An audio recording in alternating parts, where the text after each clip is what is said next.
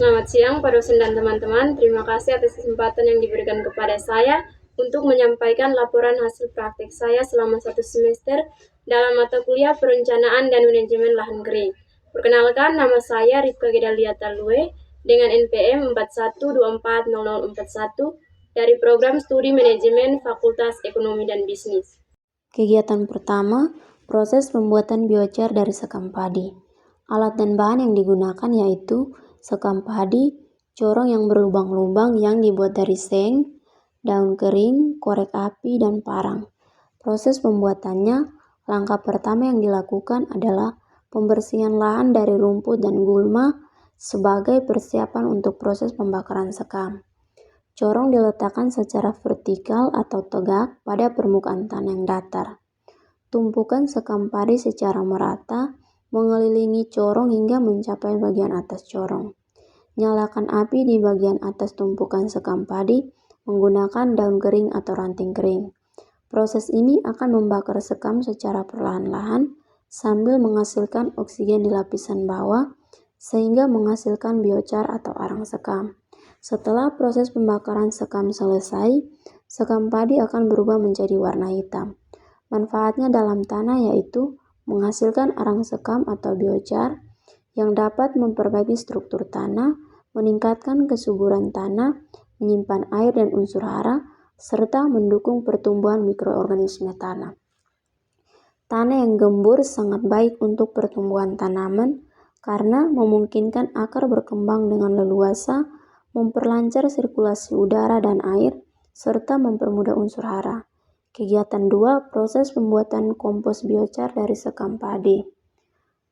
Yang pertama, pembuatan mol dari air beras. Alat dan bahan yang digunakan yaitu air cucian beras 1 liter, gula pasir 1 kilo, ember, botol plastik, dan air secukupnya. Proses pembuatannya yaitu siapkan ember dan larutkan gula pasir ke dalam air cucian beras dan aduk hingga tercampur rata. Tuangkan campuran ke dalam botol plastik, jangan ditutup rapat atau diberi lubang kecil agar gas hasil fermentasi bisa keluar. Simpan di tempat yang teduh dan tidak terpapar sinar matahari dan biarkan selama 1-2 minggu. Aduk campuran setiap 1-2 hari sekali untuk mempercepat proses fermentasi. Mol siap digunakan jika berbau asam, manis, tidak busuk, dan terdapat sedikit gelembung. Manfaat air beras yaitu sebagai pupuk organik cair alami karena mengandung sisa pati, vitamin, dan mineral yang mendukung pertumbuhan tanaman.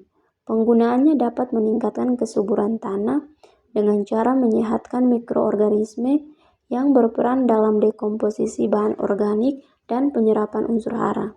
Selain itu, air cucian beras juga dapat dimanfaatkan sebagai bahan utama dalam pembuatan mol atau mikroorganisme lokal serta digunakan untuk membersihkan daun tanaman dari debu tanpa merusak jaringan tanaman. Kegiatan 3, pembuatan kompos biochar dari sekam padi 1:5. Alat dan bahan yang digunakan yaitu biochar yang sudah dibuat sebelumnya, mol yang sudah dibuat sebelumnya, 15 karung kotoran ternak, 5 karung dedaunan atau penghijauan yang sudah dicincang kasar, dedak 5 kilo, gula pasir 2 kilo, 1 botol air beras, air, ember, serta sekop. Proses pembuatannya, bentang karung dalam ruang atau di bawah pohon yang tidak terkena sinar matahari atau hujan agar biji-bijian di dalamnya tidak tumbuh.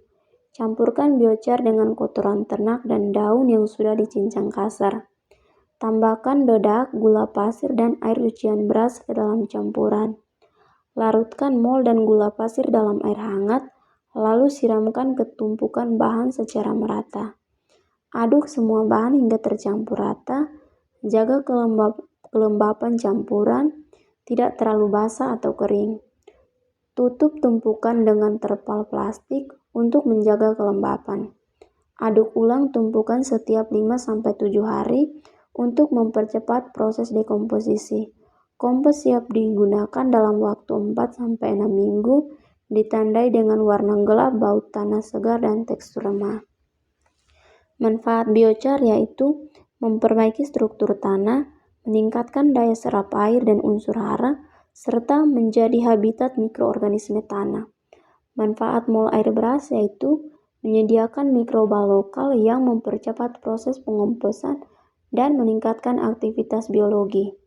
Manfaat dedak yaitu sebagai sumber energi atau karbohidrat bagi mikroorganisme, mempercepat fermentasi dan memperkaya unsur hara kompos.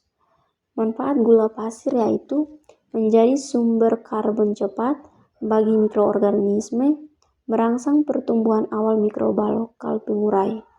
Manfaat kompos bagi tumbuhan yaitu meningkatkan kesuburan tanah dan struktur tanah, menyediakan nutrisi alami bagi tanaman, meningkatkan kapasitas tanah menahan air, mengurangi ketergantungan pada pupuk kimia, mendukung pertumbuhan mikroorganisme tanah yang sehat.